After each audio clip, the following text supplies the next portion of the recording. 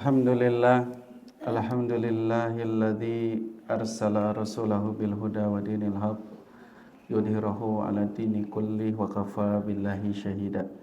Asyhadu an la ilaha illallah wahdahu la syarikalah wa asyhadu anna Muhammadan abduhu wa rasuluh alladzi la nabiyya wa la rasula ba'da, amma ba'du.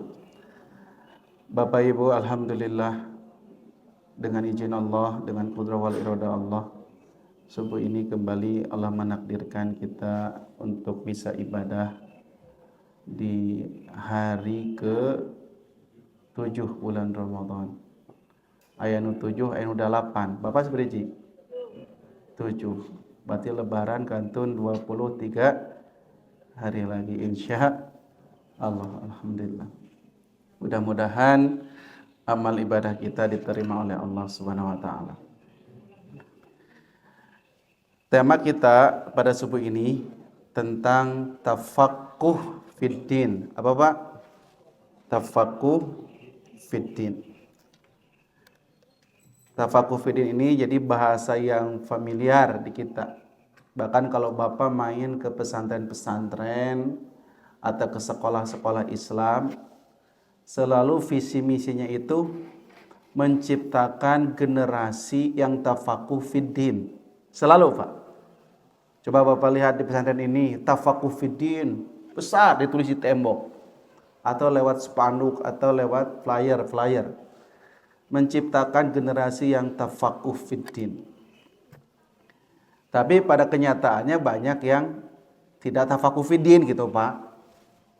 Memang visi misi tafaqquh fiddin, tapi pada tataran praktek justru pelajaran-pelajaran yang diajarkan tidak mengarah kepada tafaqquh fiddin gitu. Mayoritasnya gitu ya, mayoritas pelajarannya. Tafaqquh fiddin ini pernah menjadi doa Rasulullah kepada Abdullah bin Abbas.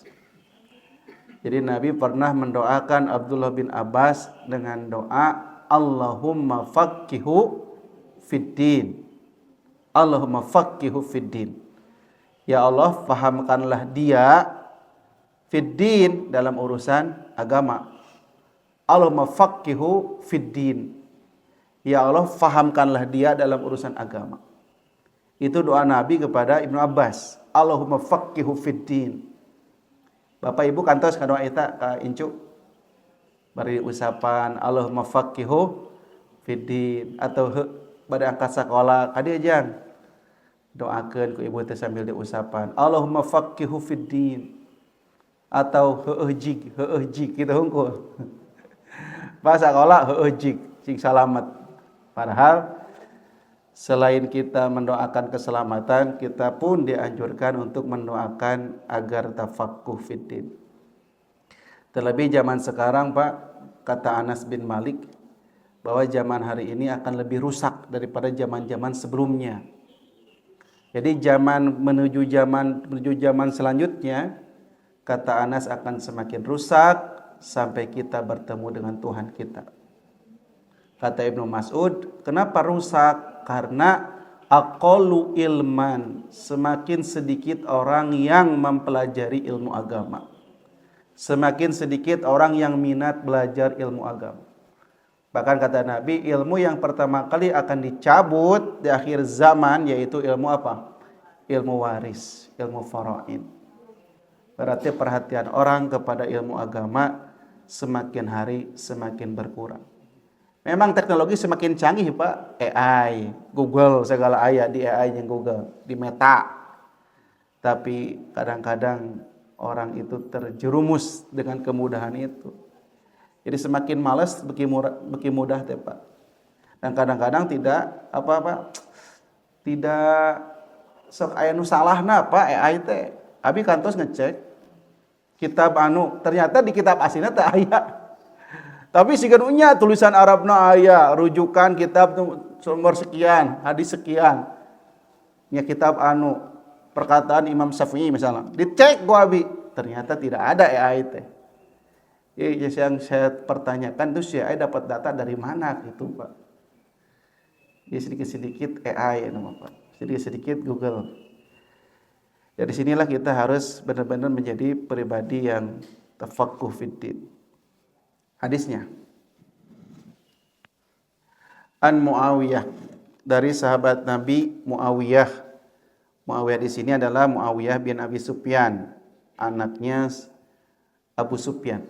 An Muawiyah bin Sufyan radhiyallahu anhu, semoga Allah meridhoinya. Qala, beliau berkata, qala Rasulullah sallallahu alaihi wasallam, Rasulullah sallallahu alaihi wasallam pernah bersabda, man, barang siapa, yuridillahu, yang Allah kehendaki, Allah hendak memberi, bihi, kepadanya, khairan, kebaikan. Siapa yang Allah hendak memberikan kebaikan kepadanya, yufaqihu fiddin, niscaya ia akan pandaikan dia di dalam urusan agama. Siapa yang Allah hendak berikan kebaikan padanya, niscaya ia akan pandaikan dia dalam urusan agama. Jadi kata Nabi, kalau Allah berkehendak baik pada seseorang, dia akan Allah fahamkan dalam urusan agama. Kita lihat rawinya. Rawinya bernama sahabat Muawiyah. Dia adalah Muawiyah bin Abi Sufyan bin Sahar bin Harab al-Amawi, Abu Abdirrahman. Ia masuk Islam pada saat Futuh Mekah. Jadi masuk Islam itu pada saat pembebasan kota Mekah. Ia bukan sahabat senior, bukan sahabat yang awal-awal masuk Islam, tapi sahabat-sahabat yang masuk Islam saat terjadi pembebasan kota Makkah. Ia meriwayatkan 130 hadis. 130 hadis. Sedikit, Pak. Dibandingkan dengan sahabat yang lain sampai ribuan. Abu Hurairah meriwayatkan 5.300 lebih hadis. Sahabat Ibnu Abbas, Ibnu Umar 2.000-an. Berarti termasuk sedikit kalau 130 hadis. Kenapa? Karena masuk Islamnya tahun berapa tadi? Saat Fatuh Mekah. Fatuh Mekah tahun berapa Hijriah? Tahun? Fatuh Mekah berapa Hijriah, Pak? Tahun 8 Hijriah. Sedangkan Nabi meninggal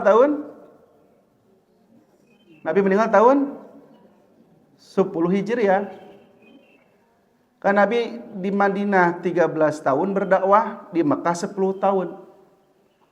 Ya, selama fase dakwah di Madinah berarti Muawiyah cuman membersamai Nabi saat dia muslim cuman 2 tahun. Dari tahun 8 Hijriah sampai tahun 10 Hijriah. Dan ia termasuk orang yang murah hati lagi mulia. Ia meninggal dunia tahun 60 dan umurnya 78 tahun. Masya Allah. Jadi kalau ada usia 78 tahun berarti ini termasuk istimewa. Jadi kalau Bapak 60 tahun itu panjang umur, 70 tahun ke atas istimewa, 80 tahun ke atas makhluk langka. Di sini ada makhluk langka atau seer. Jadi 78 itu istimewa. Namun 80 tahun makhluk langka. Langka sekali. Karena kata Nabi Muhammad, usia umat Nabi Muhammad rata-rata di kisaran 60 sampai 70 tahun. Wa aqallu, dan sangat sedikit yang lebih dari 70 tahun.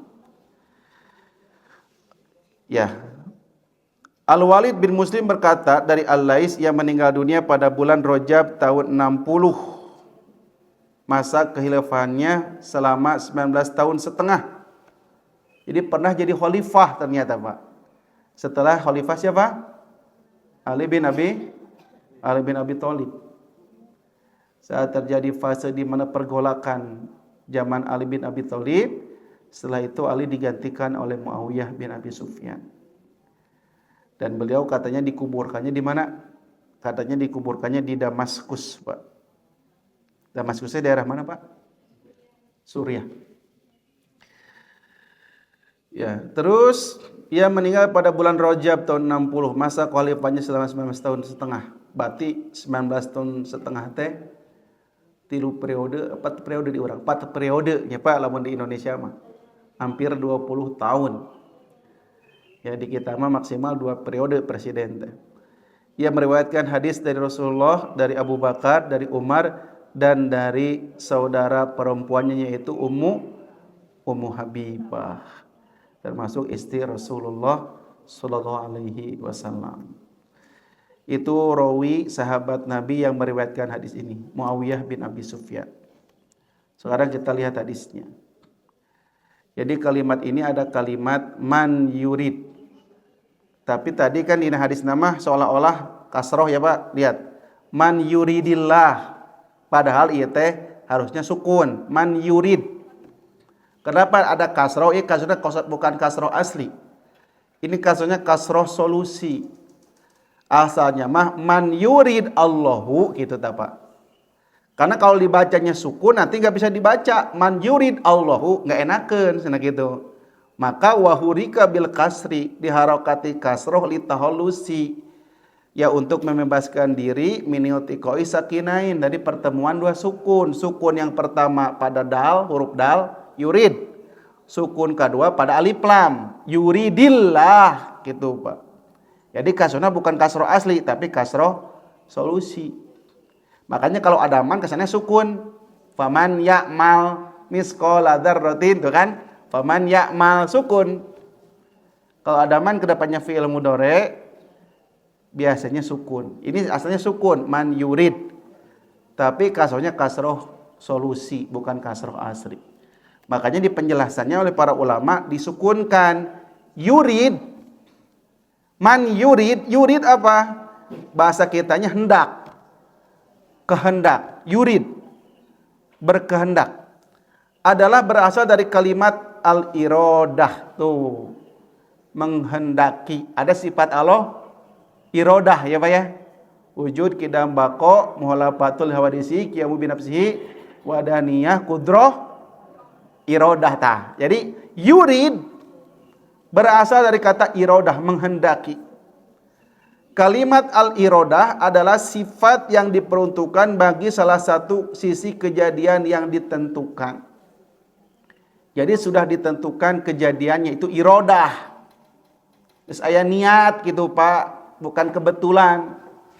Bapak ngaji di sini karena sudah ada iradah dari rumahnya. Bukan kebetulan pengajian ikutan weh. Jadi iradah itu sudah ada niat sejak awal, al-iradah. Makanya surah Allah dalam Quran surah An-Nahl ayat 40 berkenaan tentang iradah Allah ini. Sesungguhnya perkataan kami idza aradnahu tuh apabila kami menghendakinya. Aradna fi'il madi past tense. Yurid fi'il mudhari present tense. Ya, kata bendanya iradah noun.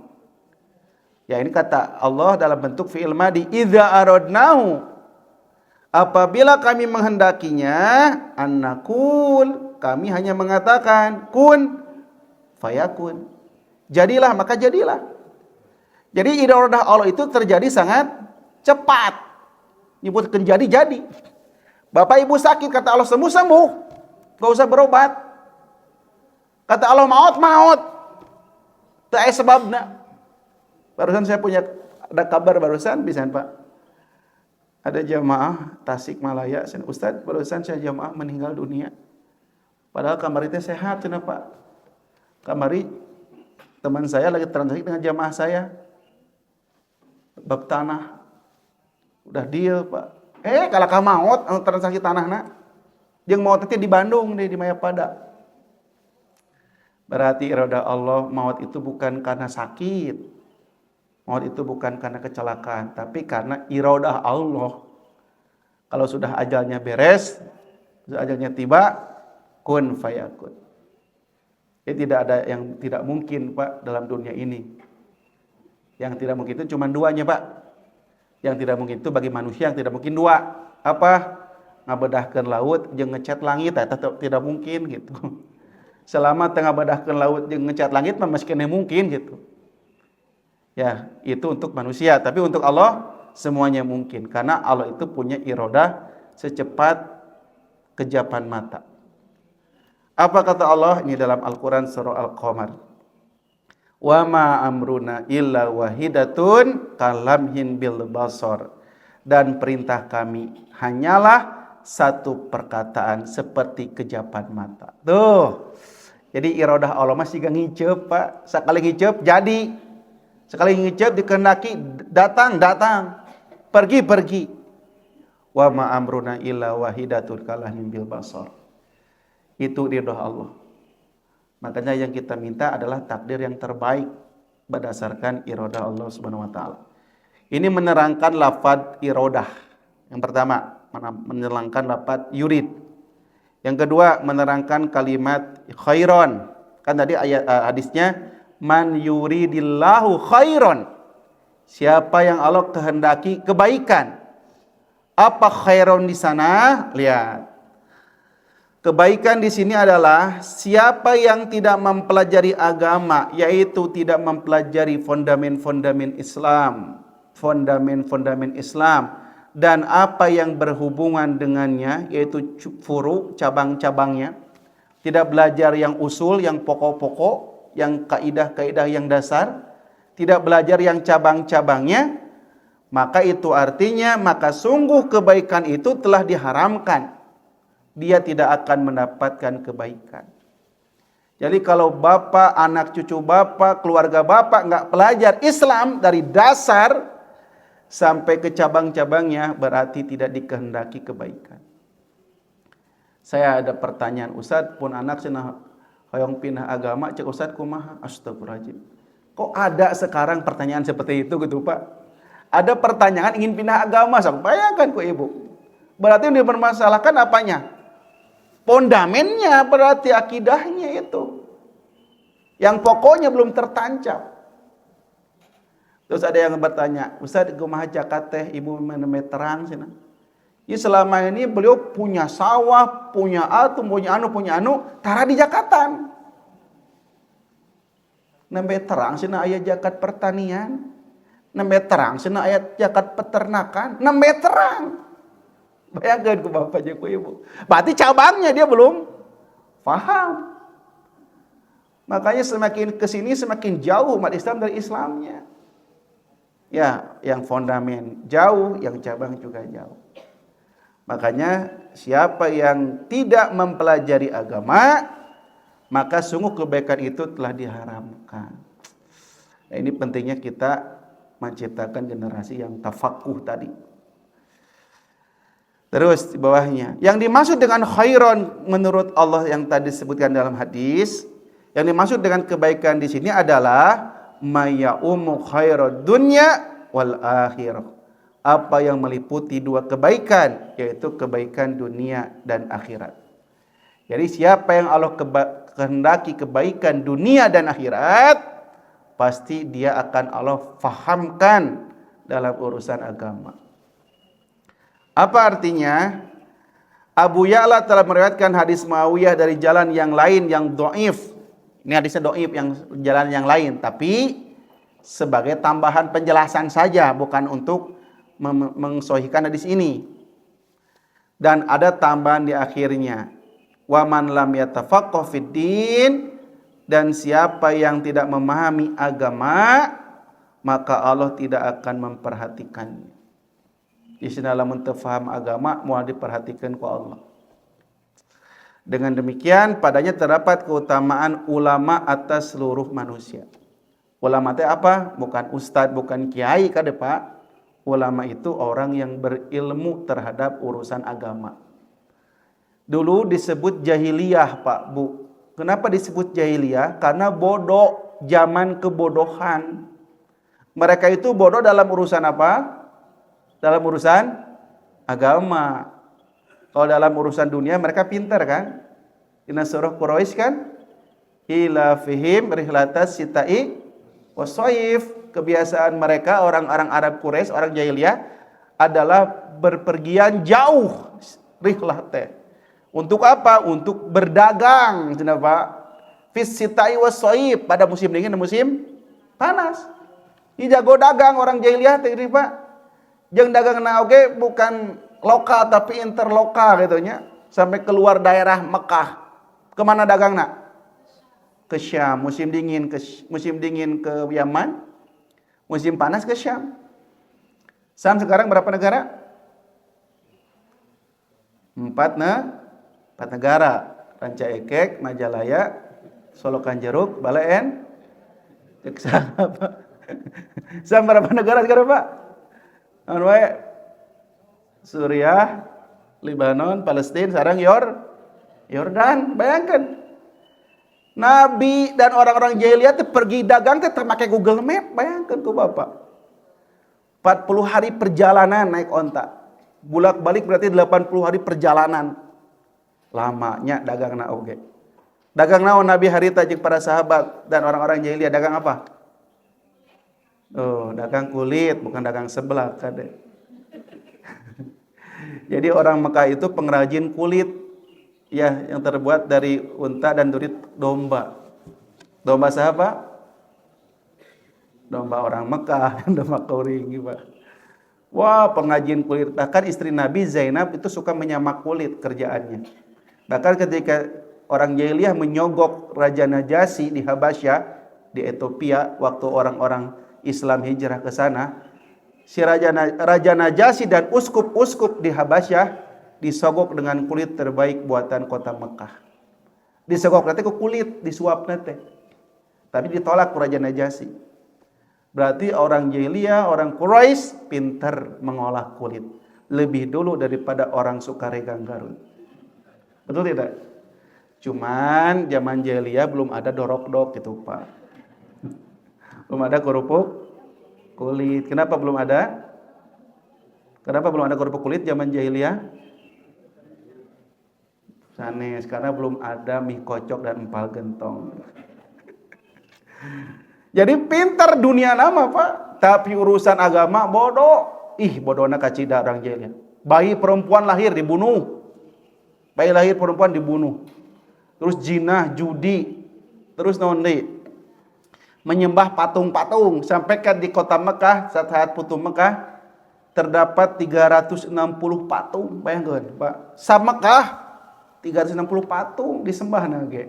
Bahkan ayah sahabat waktu jahiliyah bikin patung dina roti, dia sembah tapi dia pun kalau lapar di kumaha? Di dahar eta patung teh. Engkau Tuhan tapi dimakannya. Saking ku bodoh. Ya itu bodohna manusia. Makanya orang yang paling mulia kata Allah adalah orang yang berilmu. Al-ulama. Al-ulama warasatul anbiya geningnya Pak. Para ulama, para ahli ilmu adalah pewaris para nabi. Kata Nabi, aku tidak mewariskan kepada kalian dinar dan dirham. Tapi aku mewariskan kepada kalian ilmu. Saya tahu Pak. Lihat, dan keutamaan memahami agama atas seluruh ilmu ini. Jadi nu penting mah agama, Pak. Kuatkan pondasi agama, baru belajar yang lain. Kadang-kadang orang tua mah urusan dunia diperhatikan. Les bahasa Inggris, les matematika, semangat gitu diantar malahan mah. Ku indung bapana. Tapi pas pelebah pengawasan ke masjid. Antep weh. Capek ya. Gak usah ngaji aja. Ngaji. Gak usah ngaji aja. Dunia mah semangat diantar-antar. Malah ditungguan ku ibu-ibu ku bapak-bapak. Tapi urusan agama gak usah ngaji aja. Nu paling heran naon? Aya anak nang ngaji inu teh apaleun pae ke bapak. Abi pernah ngaulang ka pungkurnya waktu zaman belum nikah. Keur ngora kene eneng ngora kene, Pak. Dulu zaman masih muda. Eta mah aya Ustaz. Oh, geuningan pun anak teh Islami ngaos jeung Ustaz. Astagfirullahaladzim. Ieu selama ini ibunya nyangkana budak teh ulin. Sore teh padahal ngaos. Ya sampai ka indungna teu apal. Itu dulu. Ayeuna mah banyak masjid anu kosong, Pak. Walaupun program maghrib mengaji, nu ngajina. Maghrib mengaji, nu ngajina ayeuna mah. Sore mengaji jarang deh. Duka Ramadan mah pinuh kene Ramadan mah daya pesantren kilat. Saya sampai ke keliling, Pak, kan tiap Selasa itu abdi mah sering hiking ya, Pak. Wajib hiking. Selasa itu hari hiking nasional. Ya setiap Selasa nggak menerima pengajian, jalan-jalan we ngaos, Pak. Ke gunung-gunung ke mana di Papai. Tiap menakan lembur, ternyata nu kosong teh bukan di urang hungkul. Di lembur wae nu kapungkur terkenal di lembur mah rame ngaosnya. Sekarang banyak nu kosong. Bahkan aya nu miris Pak, aya masjid baru pinggir jalan di sebuah kampung di daerah Sumedang. Sim teu aya nu adan-adan acan. Adan Isa nu adan Pak, bayangkeun. Masjid teh anyar pinggir jalan kayak gini tah, pinggir jalan kayak di jalan itu tuh yang nu Kerajaan Agung eta. Saya nungguan di mana nu adan. Itu rumah teh banyak loh Pak. Sampai hari ini nu mengaji enggak ada nu adan teu aya. Ya, kamu nu parama nu adan eta, nu qomat eta, nu imam eta, ente kamarana. Miris sekarang mah di kampung atau di kota sami saja, Pak, sama. Ya, tergerus dengan perkembangan zaman. Ya, ini masalah kita, Pak. Kata lamun sebetul namanya kalau lembaga zakatnya melihat situasi di lembur, Pak. Kalau nama dikirim teh lain dikirim makanan, ke lembur mah asli itu dikirim ke naon? Kirim ustad.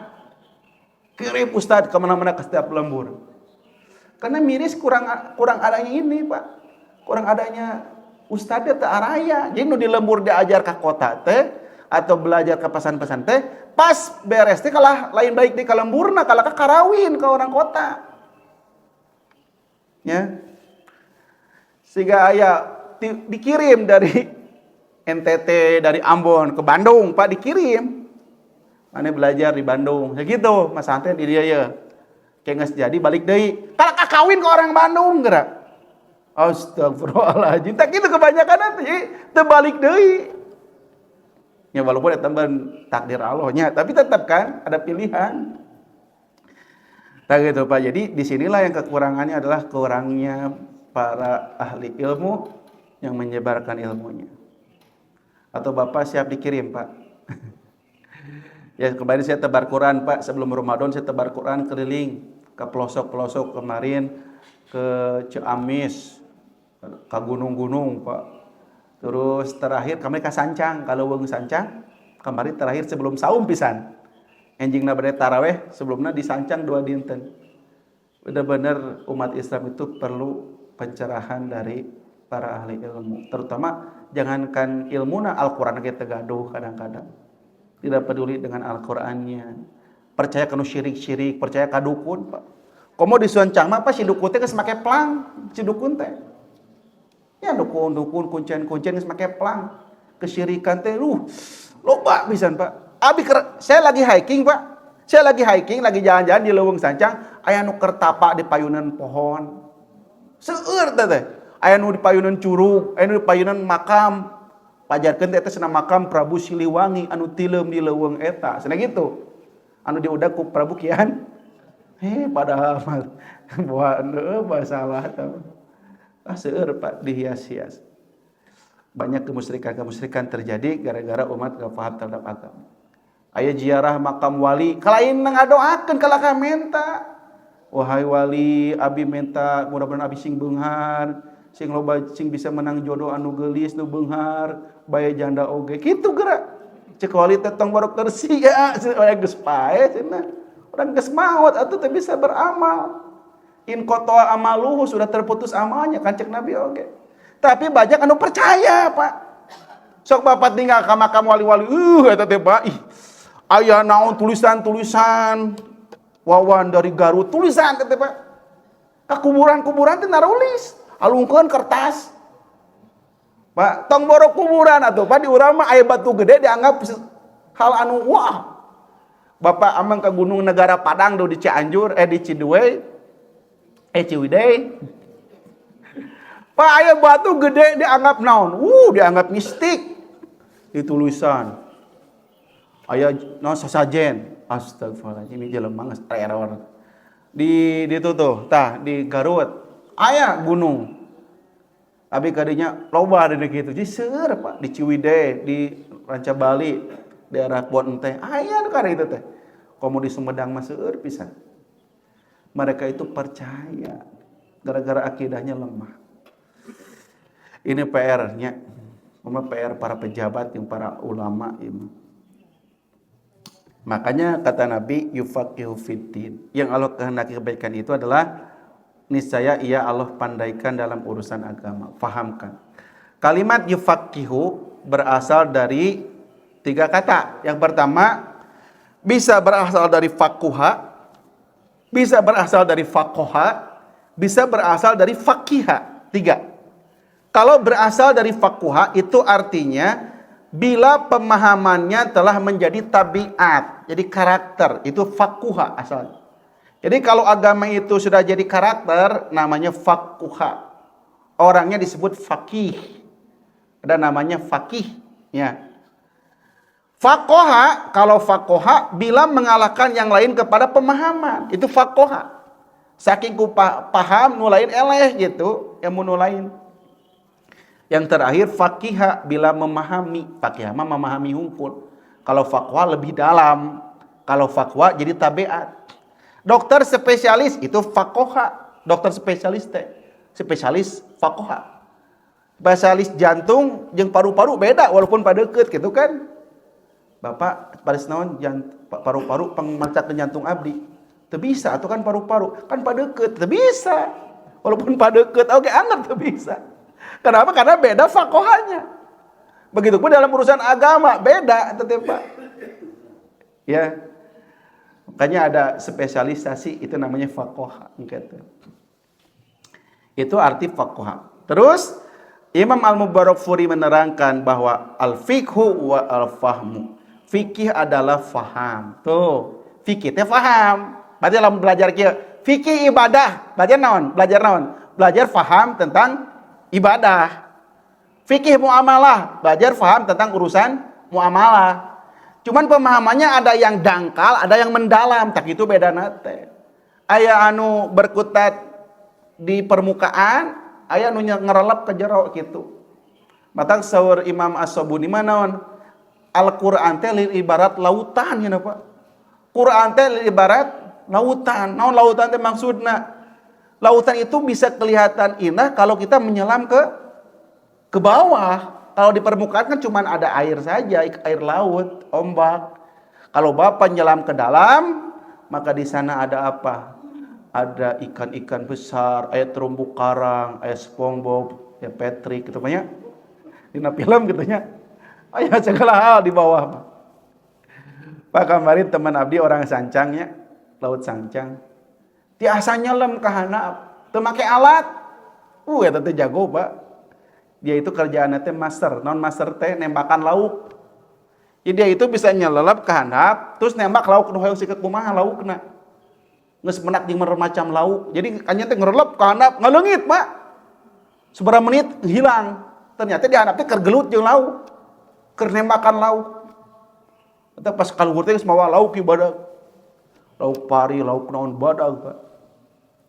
Kata dia itu indahnya laut itu di bawah. Kalau mau orang-orang ke laut teh kudu make alat nu banyak gitunya ke handap teh. Make tabung gas, make oksigen jangan lupa. Kalau dia mah tinggal ngerelep pulang keluar naik nangkap lauk gitu tah. Artinya indahnya ilmu agama itu, pemahaman mendalam itu ada di dasar-dasarnya. Semakin dasar maka memerlukan alat yang semakin banyak. Makanya al-fiqhu al-fahmu. Ini sesuai dengan firman Allah, la yaqaduna yafqahuna hadisa. Hampir-hampir mereka tidak memahami pembicaraan sedikit pun. Itu makna yafqahun.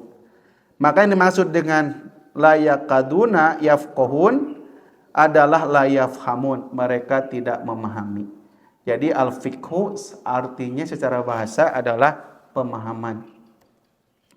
Yufaqihu, maka ketika Nabi mengatakan siapa yang Allah hendaki kebaikan, yufaqihu, Allah akan fahamkan dalam urusan agama. Maksudnya menjadikannya dia faham dan mengerti dalam urusan agama. Maka sabda Nabi yufaqihu fiddin bermakna memahamkannya dan menjadikannya orang yang mengetahui agamanya. Regreg Bapak. Bapak gaduh putra misalnya 10-nya, misalnya ya. Diberi putra 10, nu hiji ahli Quran, nu hiji ahli hadis, nu hiji ahli usul fikih, nu hiji ahli anu kan dikumpulkeun jang bapak teh boga masalah ya masalah Islam cek anjeun kumaha cek Al-Qur'anna cek hadisna kumaha deugeureuh Pak beres ku anak-anak urang atau minimal anak kita paham untuk diri mereka sendiri we ketika mereka nanti kuliah ke luar negeri, ketika mereka kerja di luar negeri atau di luar kota, itu akan menjadi tameng dia dari kemaksiatan. Moal wani nyeun maksiat teh. Moal wani korupsi teh. Kenapa? Karena yang membentenginya akidah yang kuat. Itu adalah berdasarkan dari adanya pemahaman terhadap urusan agama. Al-fiqhu, faham dalam urusan agama di sini adalah apa yang mencakup pokok dan cabang secara fondamen dan secara cabang-cabang ilmunya. Maka niscaya Allah akan menjadikannya mengetahui hukum-hukum syara, hukum-hukum syara, memiliki kepandaian padanya dimanapun ia mampu mengeluarkan makna-makna yang banyak dari lafaz-lafaz yang sedikit. Dari satu kata bisa berkembang jadi beberapa kata. Seperti dari kata toyib ya, toyib itu bisa berkembang jadi beberapa makna. Ya, kebaikan itu ada banyak, ada anu, berkembang dari satu aja. Kebaikan dalam Quran ada minimal ada 5, al-birrun, al-khairu, at-toyibu, al-hasanatu, al-ma'rufu, itu baik semua artinya. Dari sana berkembang lagi, al-birru berkembang lagi. Itu namanya pemahaman terhadap urusan agama. Gitu. Kamari aya nu nafsirkeun siga ki ustad Pak di YouTube abis ninggalnya. Ustad nafsirkeun kieu alhamdulillahirabbil alamin eta teh rabbil alamin teh naon? Rupiah eta teh cenah. Tuhan rupiah. Jadi segala puji bagi Allah yang menguasai rupiah teh kitu. Di ngabas duit Pak eta ustad. Ceramah aduh ngabas duit. Ada dang ceramahna teh gini ngomong gini, hadis palsu dikeluarkeun.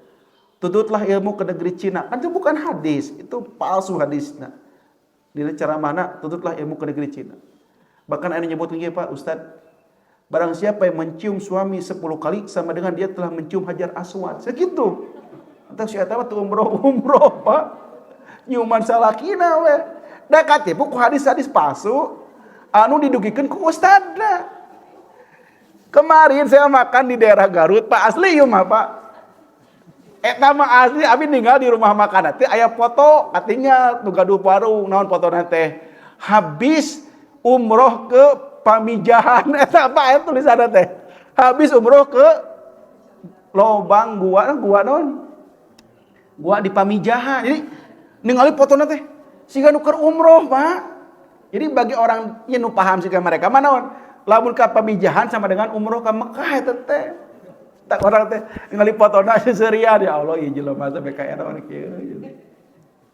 Jadi dianggap teh lamun Bapak ziarah ka Pamijahan sama dengan tembus ke kota Mekah eta teh Pak. Atos ka Pamijahan teh aja. Ya sampai ka di pangpang di rumah makan Pak eta teh. Abi teh seuri we ya Allah. Nauzubillah minalik ya rahman kitu ya. Jalmi kadarieu cenah. Kitanya, aduh tadi tanda ya perlu beres. Paham dalam agama bukan hanya mengetahui saja, akan mengetahui mengamalkan, mengetahui dan mengamalkan. Oleh karena itu mu'alaf ulama salaf memperingatkan dari banyaknya qura, orang yang suka baca dan sedikit fuqaha, orang yang memahami dan mengamalkan. Seueur bisa maca tapi sedikit yang memahami. Aya MTQ nama musabaqah tilawatul Quran mah ditambahan musabaqah faham Al-Quran. Kadinya Pak. MFQ. Ya, musabaqah faham Al-Quran. Bagaimana dengan kalian bila telah banyak orang yang suka membaca di antara kalian dan sedikit orang yang memahami dan mengamalkan di antara kalian? Bila manusia mengetahui sesuatu dari syariat Islam akan tetapi ia tidak mengamalkannya, maka ia bukanlah faqih. Sehingga walaupun ia hafal di luar kepala kitab yang paling besar tentang fikih dan ia memahaminya akan tetapi tidak mengamalkannya, maka ini tidak dinamakan faqih. Jadi faqih mahnya fahamnya diamalkan. Namanya saja qori, tukang maca qori mah. Jago maca kitab tapi korupsi kuota haji, eta mah qori tukang maca. Gitu Pak. Okona kiai tapi error, eta mah qori. Faqih adalah orang yang mengamalkan apa yang ia ketahui. Maka pertama-tama ia mengetahui, kemudian yang kedua ia mengamalkannya. Inilah dia orang yang faqih dalam urusan agama. Sebagaimana Nabi Su'aib berkata bukan Nabi Su'aib, Nabi Musa berkata kepada Nabi Su'aib, kaum Nabi Su'aib mah, Oleh karena itu kaum Nabi Syuaib berkata kepada Nabi Syuaib, "Ya Syuaib, wahai Syuaib, ma nafqau katsirum mimma taqul." Kami tidak banyak mengerti tentang apa yang kamu katakan. Karena Nabi Syuaib mah faqih, sedangkan kaumnya tidak faqih. Makanya banyak tidak mengertinya. Karena itu orang yang memahami akan mengetahui halal dan haram, maka ia akan melakukannya karena ilmu, meninggalkannya karena ilmu, dan memberi fatwa dari ilmu. Maka Allah akan memberi manfaat terhadap ilmunya. Tuh Pak. Jadi kayaknya kalau ada perbedaan pendapat dalam urusan fikih, entah itu bab sholat atau bab yang lain, kalau orang itu berilmu bakal regreg Pak. Beda weh, tapi orang nggak apa dalilna regreg gue, baik beda oke. Okay. Gitu, nu masalah mah lamun ikut-ikutan kerbau tak apal. Nah bapak kieu da abi mah nurutan si anu oge da abi ge ragu itu. Jadi ragu. Jadi banyak keraguan-keraguan dalam beragama teh.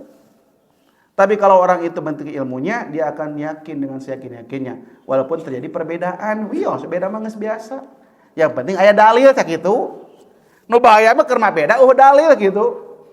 Selama beda tapi ditopang dalil nu sahihnya alhamdulillah.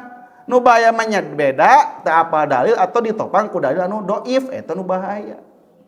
Makanya aya ilmu mustalah hadis, aya ilmu usulul hadis, kumaha menentukan itu hadis teh sahih atau dhaif.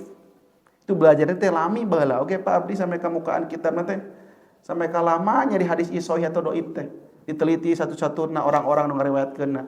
Si eta orang mana, lahir di mana, kumaha kalakuanna.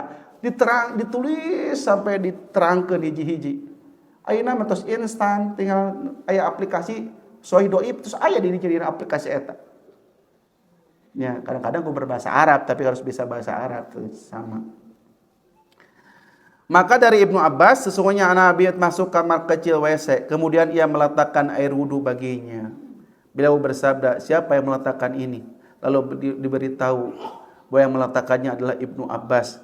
Maka beliau berdoa, Allahumma faqihu fiddin. Tuh, ya Allah fahamkan ia dalam urusan agama. Kenapa? Nah, kata Allah, Allah menganugerahkan al-hikmah, kefahaman yang dalam tentang Al-Quran dan As-Sunnah kepada siapa yang dikehendaki. Dan barang siapa yang dianugerahkan hikmah itu, ia benar-benar dianugerahi karunia yang banyak. Kalau harta diberikan kepada yang meminta dan yang tidak meminta. Tapi kalau faham urusan agama, hanya diberikan kepada orang yang menginginkannya saja. Makanya al-hikmah dalam Al-Quran bukan hikmah dalam bahasa Indonesia. Kalau hikmah dalam bahasa Indonesia kan pelajaran, kita ambil hikmahnya. Tapi hikmah menurut Al-Quran apa?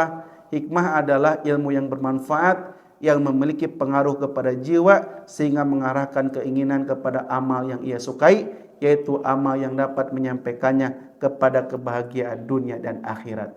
Itulah yang dimiliki oleh Ibnu Abbas gara-gara didoakan oleh Nabi, Allahumma faqihu fiddin. Bahkan dalam hadis lain ada tambahan hadisnya.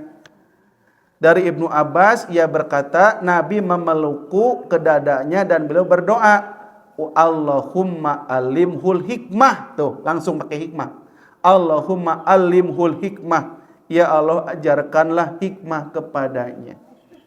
Jadi bapak bisa ngadoakeun untuk anak cucu bapak dengan doa, Allahumma faqihu fiddin wa alimhul hikmah.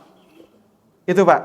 Allahumma faqihu fiddin wa alimhul hikmah. Kita doakan anak orang, cucu orang. Kalau untuk diri sendiri bukan alimhu tapi naon? Allahumma alimni. Nah, eta pakai domir ya. Allahumma alimni fiddin wa alimni, Allahumma faqihni fiddin wa alimnil hikmah. Untuk diri sendiri. Kalau untuk orang lain, Allahumma faqihu fiddin wa alimhul hikmah. Makanya kata Ibnu Mas'ud, hikmah adalah puncak rasa takut kepada Allah. Itulah hikmah. Lamun ngesieun ka Allah, dia akan semangat beramal soleh dan dia akan menjauhkan diri dari perbuatan maksiat. Jika Nabi Yusuf nyapanya, Nabi Yusuf teh kalau tidak melihat hikmah Allah, dia tidak akan terjerumus pada perbuatan dosa. Harita Nabi Yusuf kan digoda ku istri raja, di kuncian pantona, geus siap-siap muka baju. Tapi Nabi Yusuf kalahkan lari. Lari ke mana, Pak? Ke panto, kabur, pergi meninggalkan wanita itu. Lamun bapak aya wanita gelit istri raja geus muka acuk ti payunan bapak. Bapak lari moal. Larina ke mana? Tuh kan, larina ngagabrugnya. Gitu, Pak. Ya, Pak. Tah. Dina ayat selanjutnya kata Allah, walaqad hammat bihi wa hamma biha. Wanita itu ingin dan Yusuf pun ingin. Dan ayatnya gitu, Pak. Walaqad hammat bihi wa hamma biha. Wanita itu ingin, Yusuf pun ingin. Laula ar-rabbi, lamun seug Yusuf teu ningali hikmah dari Tuhannya, pasti Yusuf akan terjerumus. Sakitu. Lamun Yusuf kalau teu ningali sieun ke Allah, bakal terjerumus. Makanya kata ahli tafsir ada mengatakan seolah-olah Nabi Yusuf mengatakan taraktu ma'ahwa lima asya. Aku tinggalkan apa yang aku inginkan karena ada Allah yang aku takutkan. Sakitu. Hayang mahayangan sieun ku Allah, tak kitu pun Nabi Yusuf teh. Matak ditinggalkan, hayang mahayang, cuman takut kepada Allah. Keimanan yang tebal, hikmahnya yang tebal, bisa menjaga dari kemaksiatan tersebut. Ya, banyak koruptor hari ini, iman naker ipis, duitna kandel anu disogrokeun, diambil moal. Iman ipis, duit kandel dicandak moal. Candak. Beda jeung bapak-bapak di dieu, iman bapak tebal, duitna tipis, candak moal ku bapak. Candak moal nabet moal. Tong gara-gara ipisna kade. Gara-gara imannya tebal kade ipisna. Amun imanna ipis duitna. Ipis itu lebih bahaya. Jadi bukan karena ipisna tapi karena imannya tebal. Walaupun nanti uangnya tebal, dia bisa menjauhi kalau itu bukan haknya. Itu yang disebut dengan Allahumma faqihu fiddin. Mudah-mudahan kita semua termasuk hamba Allah yang faham dalam urusan agama. Demikian dapat disampaikan. Bapak Ibu, terima kasih atas perhatiannya. Mohon maaf bila ada kekurangan. Akhirul kalam. Subhanakallahumma bihamdika asyhadu an la ilaha illa anta astaghfiruka wa atubu ilaik. Qulu qouli hadza wa astaghfirullahi wa lakum. Assalamualaikum warahmatullahi wabarakatuh.